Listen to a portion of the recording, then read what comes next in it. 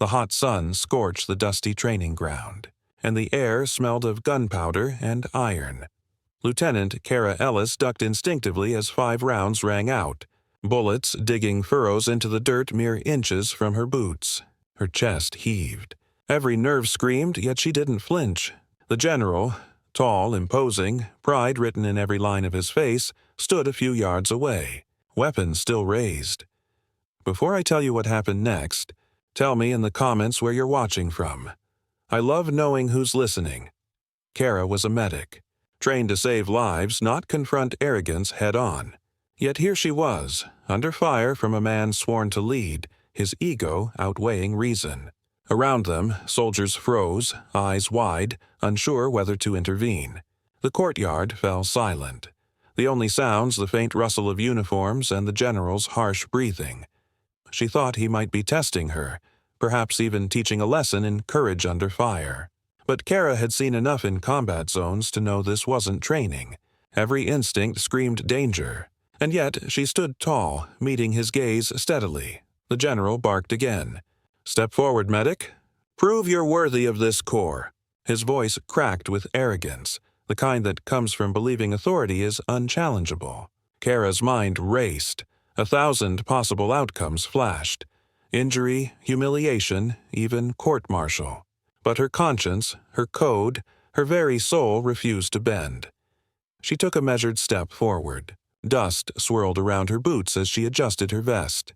Her heart pounded, not in fear but in determination. Every soldier watching felt the weight of the moment, the tension vibrating like static in the air.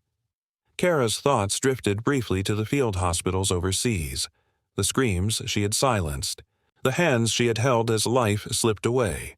She had been taught that courage wasn't loud. It wasn't bullets or commands. It was the quiet, unwavering resolve to do the right thing, even when everyone else doubted you. The general leveled his pistol again, frustration flashing in his eyes. I said, "Step forward." Kara stopped. She didn't advance further. Instead, she reached slowly into her coat pocket and pulled out her medic ID. Not for validation, not for defense, but to remind him, and the soldiers around them, that real authority is earned, not demanded. The courtyard held its breath. Birds had gone silent. Dust danced in slivers of sunlight like fragile ghosts.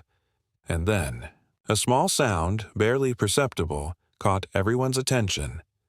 A faint metallic click echoed. The general's grip on the pistol tightened instinctively. Kara held up her free hand. "Sir, shooting me won't prove anything, but what I am about to show you will." In a move so subtle it could have been missed, she revealed a small patch sewn onto her uniform sleeve, a symbol of the United States Combat Medic Corps.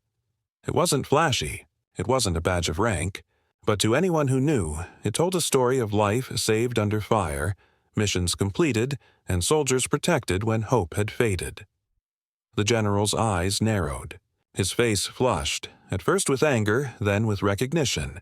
He stepped back, his pistol lowering slightly, though his jaw remained tight. The soldiers shifted, whispers rising like a tide. You've been deployed overseas," he said finally, voice quieter now, uncertain. I didn't realize." Kara's lips curved in a faint empathetic smile. "Sir, authority is more than bullets. Leadership is more than pride. I'm here to save lives, yours included, should it ever be necessary." The general's chest rose and fell rapidly. For the first time, silence stretched uncomfortably across the training ground.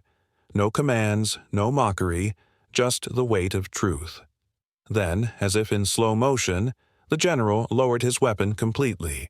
The sound of the metallic slide echoed, louder than any gunshot moments ago. He stepped closer, eyes not filled with menace but with understanding, and perhaps a trace of humility. Kara exhaled slowly. Her hands still trembled slightly, not from fear, but from adrenaline and the enormity of what had just occurred. Around them, soldiers whispered, some shaking their heads in disbelief, others muttering, "We should have known." "Medic Ellis," the general said, voice now steady, almost reverent. "I owe you an apology. And respect." She inclined her head, accepting neither apology nor praise. For Kara, the lesson was clear. Courage isn't measured by intimidation or ego. It's measured by the lives you protect, the decisions you make in the face of danger, and the humanity you never abandon. By evening, word of the encounter had spread through the base. Soldiers discussed it quietly, as if afraid to disturb the new understanding that had settled in the air. Kara walked among them, tending to minor injuries, giving advice, and sharing small smiles. The general followed shortly, silently observing, no longer needing to dominate. And in that courtyard, once a place of tension, fear, and arrogance, a new standard emerged. Respect, not authority, was now the measure of a leader. Because leadership, true leadership, isn't enforced with threats. It is earned with action, courage, and the unwavering commitment to protect and serve.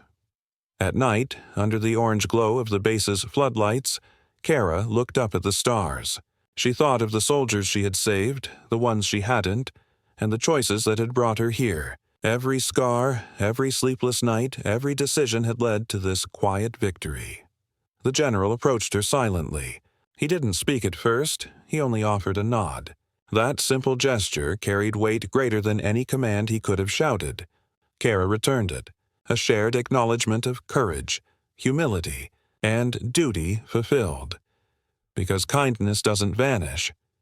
It waits, and it finds its way back. And in that same courtyard where arrogance once roared, courage and respect now walked quietly, firmly, and undeniably.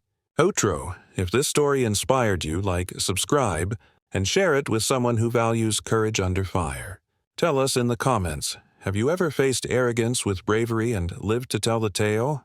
Your story matters.